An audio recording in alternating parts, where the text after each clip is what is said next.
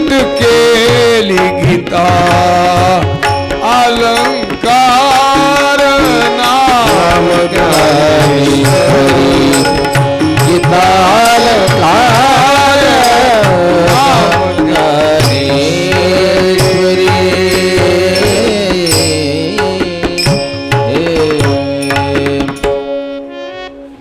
ज्ञानराज माझी सर्व संतांनी ज्ञानेश्वर महाराजांना माझं म्हटलंय. कृपाळू उदार माझा ज्ञानेश्वर, कैवल्याचा पुतळा प्रगटला भूतळा, चैतन्याचा जिवाळा ज्ञानोबा माझा.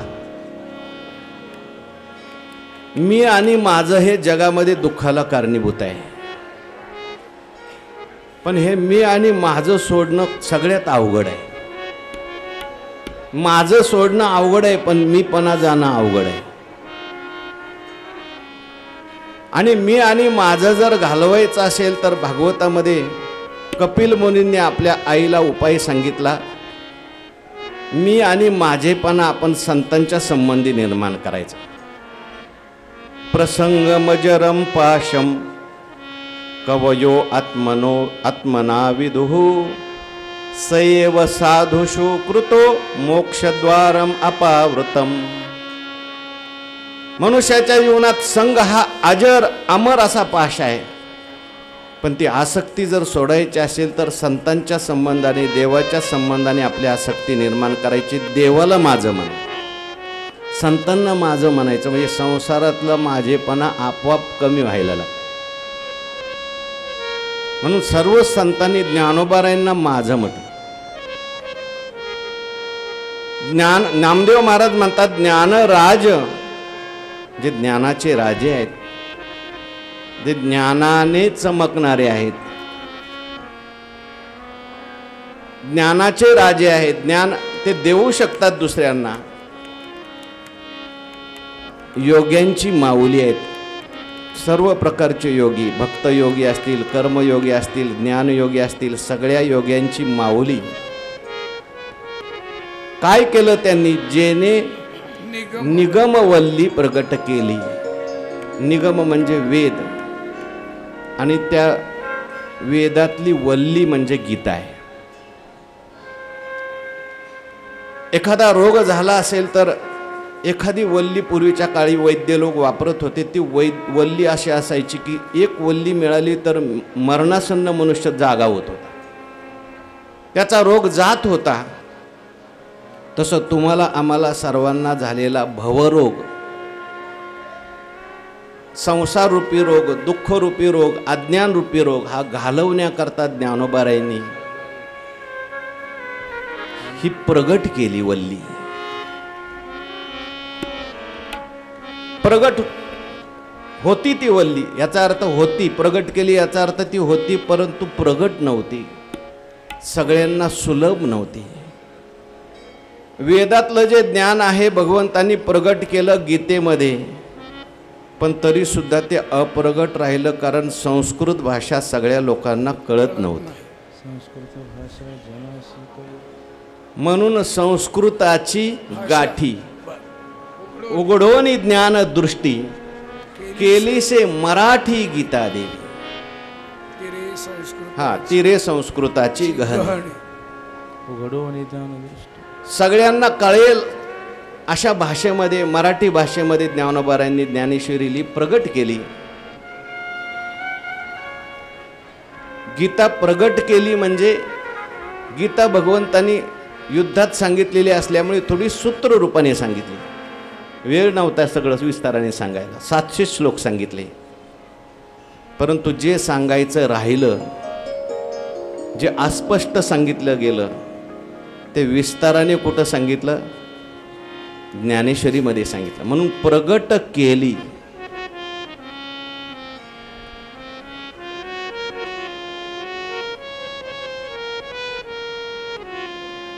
सोप्या भाषेमध्ये सांगितले, अनेक दृष्टांत देऊन सांगितले. 9000 ओव्या ज्ञानोबारायांनी लिहिल्या. आणि मौज अशी आहे, या 9000 ओव्या सिद्धांत सांगत असताना जे काही दृष्टांत वापरले ते दृष्टांत सुद्धा एका एका शास्त्रातले सिद्धांत वापरले. परमार्थातले सिद्धांत सांगायचे, परंतु हे सगळे सिद्धांत सांगत असताना ज्ञानोबारायांनी सगळी शास्त्र त्याच्यामध्ये आणली, सगळ्या भाषा आणल्या. 56 भाषेचा केला असे 56 शब्दाचा अर्थ नुसत्या 56च नाही तो बरं का. अरे तुझ्यासारखे 56 बोलवेल म्हणतात ना, अनेक भाषा.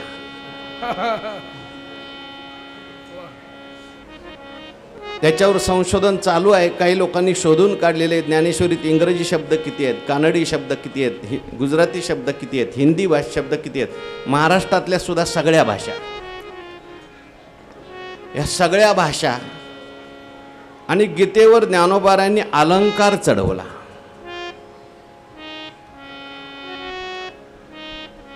नुसती सोन्याची लगड असेल तर चालेल का? गुरुवरे उदाहरण सांगत असतात. एका घरची सुनबाई एका लग्नाला गेली, सगळ्यांच्या गळ्यात दागिने, हिच्या गळ्यात काहीच दागिना नव्हता. घरी आली आणि आपल्या सासऱ्याला बोलली, म्हटली एक तरी दागिना आहे का माझ्या गळ्यात? सासऱ्याला राग आला. दुसऱ्या दिवशी सासऱ्याने घरातली एक सोन्याची वीटच दिली, त्याला दोन्ही बाजूने दोरी बांधली, बांध वीट गळ्यामध्ये, जा म्हणली लग्नाला. वीट बांधून ती लग्नाला आली. वीट आहे पण तिला शोभा आहे का? नाही. त्या विटेचे काय करावे लागतात? अलंकार. तसं गीता अलंकार, नाम ज्ञानेश्वरी. ज्ञानोबाराय म्हणतात, मी अशी ज्ञानेश्वरी लिहिलेली आहे की अंगाचेनी सुंदरपणे, हा लेणी अशीच होय लेणे.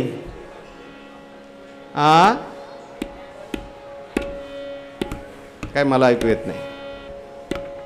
अलंकारिले कवन कवने, हा निर्वेचना, ही दुसरी ओवी आहे का तीच आहे? अंगाचेनी सुंदरपणे, लेणे अशी होय लेणे. हा तिकडं नाही. हा अलंकारिले कवन कवने हे निर्वचना, तीच आहे का ओवी? अंगाचे सुंदरपणे काय अर्थ आहे त्याचा? देवाला अलंकार घातलेले असतात, त्या अलंकारामुळे देवाला शोभा आहे का देवामुळे अलंकाराला शोभा आहे? खरं तिथे तर अलंकाराला देवामुळे शोभा आहे. ज्ञानेश्वर महाराज म्हणतात, मी अलंकार घातलाय पण एवढा सुंदर अलंकार घातलाय की कोणी कोणाला शोभवलं हे तुम्हाला कळणार नाही. ज्ञानेश्वर गीतेमुळे ज्ञानेश्वरीला शोभा आहे का ज्ञानेश्वरीमुळे गीतेला शोभा आहे तुम्हाला कळणार नाही. उलट असंच म्हणावं लागेल, ज्ञानेश्वरीमुळे आता गीतेला शोभा आहे. आमचे गुरुवर्य सांगतात, ज्ञानेश्वर महाराज ज्ञानेश्वरी लिहित असताना, आता गीता तर त्यांची पाठच होती, भराभर भराभर भराभर ज्ञानेश्वरी लिहून टाकली, ओव्या म्हणत होते. आणि विनोदाने गोष्ट सांगितली, गुरुवर्य सांगत असतात पाठामध्ये, पूर्ण ज्ञानेश्वरी तयार झाली. गीतेतल्या श्लोकांना असं वाटलं, आता जर लोक ज्ञानेश्वरी वाचायला लागले तर आपल्याकडे कोणी बघणार, म्हणून आपण ज्ञानेश्वरीत जाऊन घुसलं पाहिजे. म्हणून श्लोक पळत पळत पळत पळत जायला लागले, गीतेत घुसायला लागले. काही श्लोकांना 2 ओव्या सापडल्या, काहींना एकच सापडली. म्हटले चला एक तर एक, चला.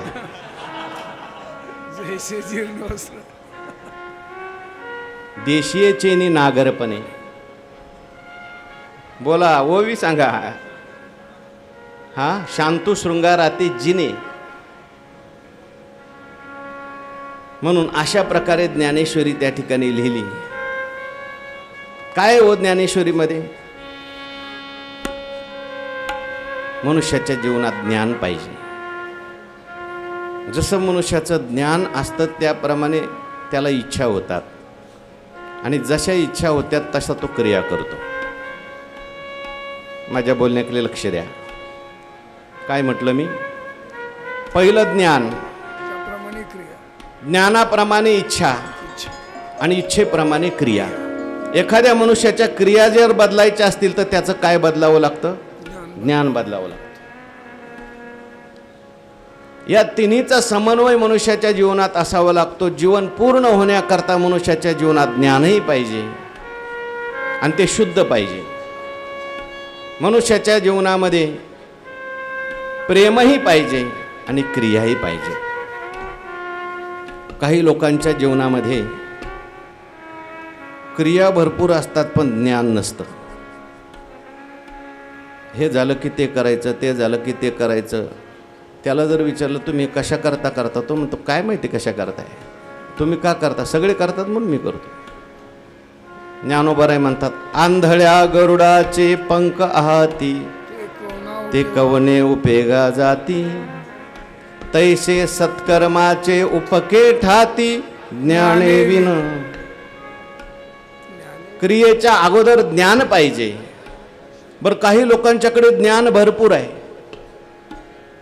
असं केलं पाहिजे, तसं केलं पाहिजे, तसं केलं पाहिजे, हे केलं पाहिजे, ते केलं पाहिजे, पण क्रियाच काही नाही. ते किलोमीटरचा दगड असतो ना, मुंबई 200 किलोमीटर, दिल्ली 400 किलोमीटर. त्याला विचारलं तो म्हणला मी जागेवर राहून सांगत असतो फक्त. क्रिया नाही. ज्ञानाबरोबर क्रिया पाहिजे. काही लोकांच्या जीवनात ज्ञानही आहे, क्रियाही आहे, पण प्रेम नाही, भावना नाही. अशाही लोकांचं जीवन पुढे शुष्क होण्याची शक्यता असते. म्हणून या तिन्हीचा समन्वय सर्व शास्त्रात सांगितलेला असतो. कोणतंही शास्त्र तुम्ही उघडून काढा, जे परिपूर्ण शास्त्र आहे, जे आकर ग्रंथ असतील, त्याच्यामध्ये कर्म, उपासना आणि ज्ञान या 3 गोष्टी सांगितलेल्या असतात. भागवत पहा, ज्ञानेश्वरी पहा, कर्मही आहे, उपासनाही आहे आणि ज्ञानही आहे. आपल्या जीवनामध्ये आपल्याला शुद्ध ज्ञान माहिती पाहिजे. म्हणून ज्ञानोबारायांनी ज्ञान सांगितलं. ज्ञानेश्वर महाराजांच्या दृष्टीने जर आपण ज्ञानेश्वरीची किंवा गीतेची संगती जर पाहिली, ज्ञानोबाराय म्हणतात, पहिला जो अध्यावो तो शास्त्र प्रवृत्ती प्रस्तावो, दुजी सांख्य सद्भावो प्रकाशिला. आता हे ज्ञानेश्वरी सगळी सांगायचं म्हटलं तर मग स्वतंत्र चिंतन होईल त्याच्यावर. आपल्या ज्ञानेश्वरी प्रवचनात आता सध्या त्या ओव्या चालू आहेत. रोजचं 4 ते 5चं जे प्रवचन आहेत, ज्ञानोबारायांनी आता 10व्या अध्यायाला सुरुवात केलेली, पण 10वा अध्याय सुरुवात करताना 9व्या अध्यायात काय काय झालं ते सांगितलं. काय सुरुवातीची ओवी, प्रथमी अर्जुनाचा विषाद, पुढे दुजी बोलीला योग विषदू, परी सांख्य बुद्धेशी भेदू दावूनिया, तिजी केवळ कर्म प्रतिष्ठिले. पहिल्या अध्यायात काय, शास्त्र प्रवृत्ती प्रस्ताव किंवा अर्जुनाचा विषाद. अर्जुनाला विषाद प्राप्त झाला. कधी कधी माणसाच्या जीवनातला विषाद हाच प्रसाद प्राप्त करून देतो. विषाद म्हणजे दुःख आहे. कधी कधी जीवनात आलेलं दुःख हेच आपल्याला देवाकडे घेऊन जाणारं ठरतं. पण दुःख सुद्धा वाईट नाही. मनुष्याने दुःख करावं, फक्त ते देवासमोर करावं. आणि म्हणून भगवंतांनी त्या ठिकाणी पहिला शास्त्र प्रवृत्ती प्रस्ताव सांगितल्यानंतर मोक्षदानी स्वतंत्र ज्ञानप्रधान हे शास्त्र एतुलाले दुजी सूत्र उभारी. लगेच ज्ञान देऊन टाकलं अर्जुनाला. कारण उत्तम अधिकारी असेल तर ज्ञाना वाचून मोक्ष प्राप्त होते. अज्ञान हेच जीवाला दुःखाला कारणीभूत आहे. गुरुवारी पाठामध्ये उदाहरण सांगत असतात, लौकिकातलं अज्ञान सुद्धा माणसाच्या जीवनात दुःख निर्माण करतं, तर अध्यात्माचं अज्ञान का नाही निर्माण करत. गुरुवारी एक दृष्टांत सांगत असतात. एक तरुण ग्रस्त होता, नुकतंच लग्न झालं, परगावी त्याची बदली झाली, तिथे आपल्या कुटुंबाला घेऊन राहू लागला. एक दिवशी हा कामावर गेला असताना त्याच्या घरी एक ग्रस्त आले. पत्नी एकटीच घरी होती. दरवाजावर थाप मारली. दरवाजा उघडल्यावर पत्नीने विचारलं, आपण कोण? तो म्हातारा ग्रस्त होता, टोपी वगैरे घातलेली, हातात काठी. मला ओळखलं नाहीस का? म्हटले कोण आपण?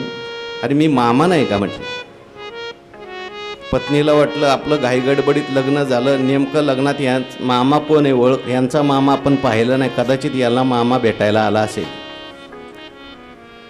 आता याला खुश ठेवायचं म्हटल्यावर याच्या मामाला सुद्धा काय ठेवलं पाहिजे, ठेवलं पाहिजे. आपल्याकडे ते धर्मशास्त्रात तो विचार सांगितला, खालच्या सप्तकात वाजवा, खालच्या सप्तकात वाजवा म्हटलं.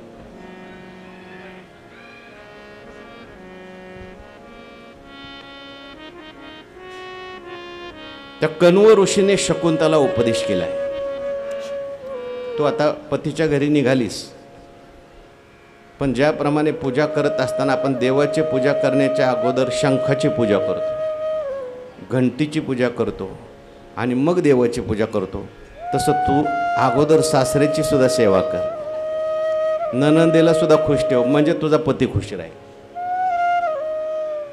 ती पत्नी जी होती तिने मामा या आत बसा म्हणे. तुम्ही काय चहा घेणार का, दूध घेणार का, नाश्ता करणार का, जेवण करणार. ते मामा म्हटले जेवण होईपर्यंत नाश्ता कर, नाश्ता होईपर्यंत दूध दे आणि दुधाच्या अगोदर थोडा सरबत करून दे. पाहुणचार सुरू झाला. संध्याकाळी पती घरी आले. दरवाजात येईपर्यंत पत्नी धावत गेली. म्हटल्यावर ऐकलं का मामा आलेत. याने आत डोकून पाहिलं, कोणीतरी दिसतंय. ही ज्या अर्थी मामा म्हणते त्या अर्थी हिचा मामा आलेला असला. तो बाजारात गेला, आंबे आणले. पाहुणचार सुरू झाला. 1 दिवस झाला, 2 दिवस झाला, 3 दिवस झाला, रोज आमरस. मामा कशाला जातोय हो. पण एक 5-6 दिवस झाल्यानंतर थोडीशी कुरबुर सुरू झाली. तो म्हणायला लागला, का ग तुझ्या मामाला काय मुलं बाळ आहेत की नाही. ते म्हणले कोणाचा मामा. माझा मामा लहानपणी वारलेला आहे, तुमचा मामा आहे म्हणून मी त्याची सेवा करते. तो म्हटले तुझा तरी लहानपणी वारला, पण मला मामाच नाही म्हणे. हा कोणाचा मामा आहे त्यांना विचारा म्हणे. का हो मामा तुम्ही कोणाचे मामा आहे. तो म्हटला मी गाव मामा आहे. जो मला ओळखत नाही त्याच्या घरी मी जातो, पाहुणचार घेतो. आता तुम्ही मला ओळखलं, मी चाललो दुसऱ्या घरी. अज्ञान हे दुःखाला कारणीभूत आहे. दुःखाला कारण शरीर, शरीराला कारण पापपुण्य, पापपुण्याला कारण बोला धर्माधर्म, धर्माधर्माला कारण रागद्वेष, रागद्वेषाला कारण अनुकूल प्रतिकूल ज्ञान, अनुकूल प्रतिकूल ज्ञानाला कारण भेद ज्ञान, भेद ज्ञानाला कारण आत्मस्वरूपाचं अज्ञान आहे. मी कोण आहे हे न कळल्यामुळे मी देह आहे ही वृत्ती तयार होते. अज्ञान एक रुडे तेने कोहम विकल्पाचे मांडे, मग विवरोनी की जे पुढे देहो हमायस. आणि म्हणून दुसऱ्या अध्यायात लगेच ज्ञान सांगून टाकलं. मोक्षदानी स्वतंत्र ज्ञान प्रधान हे शास्त्र एतुलाली दुजी सूत्र उभारिले. पण नुसतं ज्ञान जरी सांगितलं ऐकलं तरी ते ज्ञान फलद्रूप व्हावं लागतं. मोक्ष देईल ज्ञान ते तर किरण नाही आण, परी ते थारे ऐसे मन शुद्ध व्हावे. आणि म्हणून मग अज्ञाने बांधलिया मोक्षपदी बैसावया, साधनारंभो तो तृतीया ध्यायी बोलला, तिजी केवळ कर्म प्रतिष्ठिले. तिसऱ्या अध्यायात भगवंतांनी कर्म सांगायला सुरुवात केली. कारण निष्काम कर्माने चित्तशुद्धी होते. निष्काम उपासनेने त्या ठिकाणी चित्त स्थिर होतं. आणि मग गुरुनी नुसतं एक वाक्य जरी बोललं तरी ज्ञान होतं. म्हणून ज्ञानोबारांनी लावलेली संकती फार महत्त्वाची आहे. तिसऱ्या अध्यायात त्या ठिकाणी तिची केवळ कर्म प्रतिष्ठिले. आणि चतुर्थी ज्ञानेशी प्रगटले. कारण केवळ कर्म जे आहेत ते मुक्तीला कसं काय कारणीभूत होईल. कर्म बंधनाला कारणीभूत होत असतं. तेच नित्य अधिक अज्ञानाचे आवश्यक बंधना मोचक केवळ होय. ज्ञानोबारांनी त्या ठिकाणी वर्णन केलेलं आहे.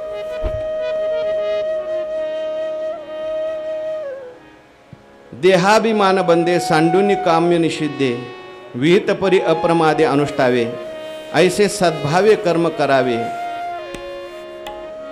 निर्णय केला ते जाणावे कर्मकांड. हा तिचा अध्याय देवे निर्णय केला ते जाणावे कर्मकांड. आणि ते नित्याधिक अज्ञानाचे आवश्यक आचरता मोचक केवी होय पा ऐशी अपेक्षा झाली. कर्म करायला लागला पण कर्मातून मला सुटायचं आहे अशी अपेक्षा झाली. निष्काम कर्म थोडं थोडं घडायला लागलं की तो जो बद्ध आहे तो मुमुक्षु होतो. ऐशी अपेक्षा झाली या बद्ध मुमुक्षुत्वे आली या देवे ब्रह्मार्पणत्वे क्रिया सांगितली.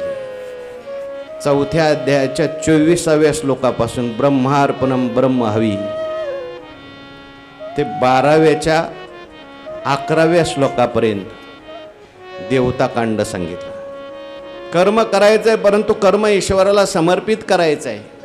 मग तो ईश्वर कोण आहे, कसं ईश्वराला कर्म समर्पित करायचं याच्याकरता उपासना कांड, मन स्थिर करण्याकरता उपासना कांड. आणि 12वा अध्याय ते 15वा अध्याय हे ज्ञानकांड आहे.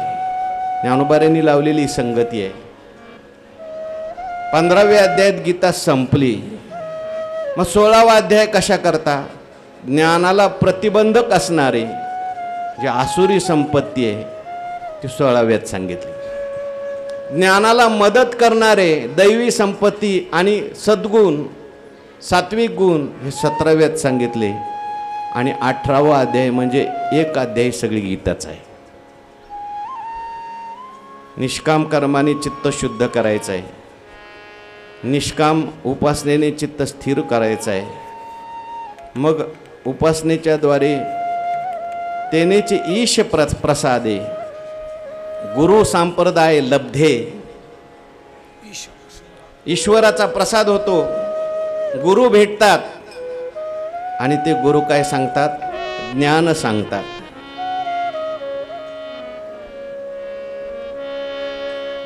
गुरूंनी ज्ञान सांगितलं की मोक्ष प्राप्त होतो. हो. आणि तेनेचे ईश प्रसादे श्री गुरु संप्रदाय लब्धे साच ज्ञान उद्बोधे केवळ जे ज्ञान प्राप्त होत असतं. अशा प्रकारे ही सगळी संगती ज्ञानेश्वरीमध्ये सांगितली. म्हणून आमच्या जनाबाई म्हणतात ज्ञानेश्वरी वाचा. वाचावी ज्ञानेश्वरी वाचावी ज्ञानेश्वरी डोळा पहावी पंढरी डोळा पहावी डोळा पहावी डोळा पहावी डोळा पहावी पंढरी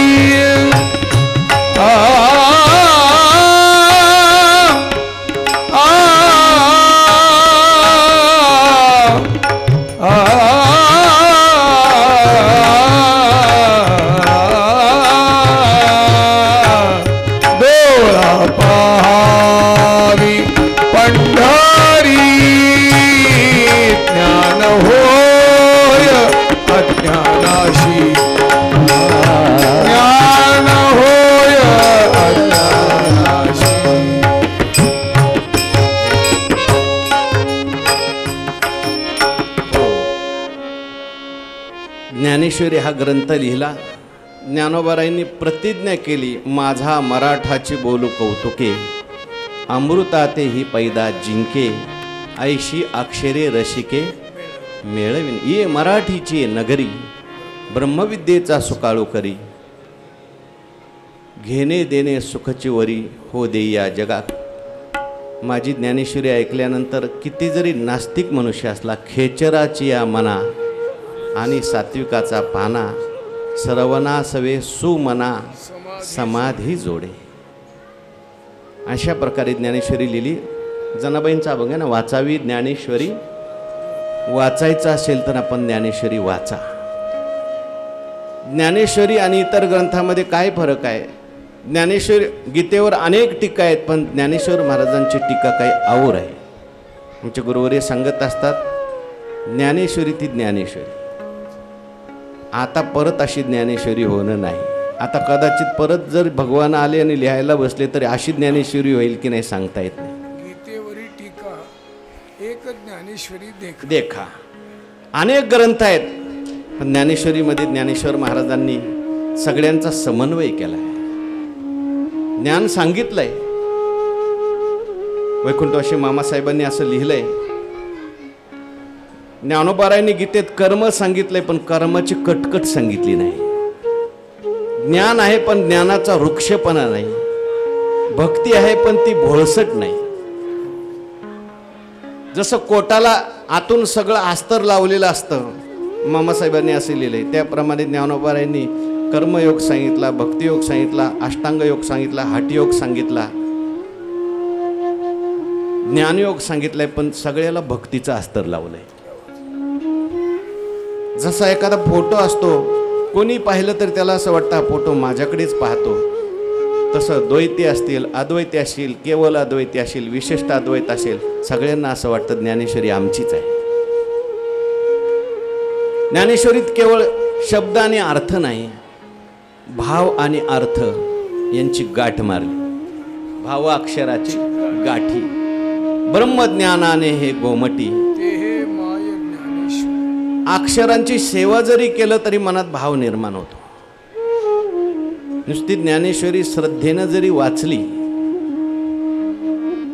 तरी सुद्धा ज्ञानेश्वरीचीच कृपा होते, ज्ञानेश्वरी कळायला लागते. अशी काही मंडळी आहेत इथे पारायण करतात, कुठं ज्ञानेश्वरी शिकायला गेले नाही, परंतु त्यांना ज्ञानेश्वरी आपोआप कळायला लागली.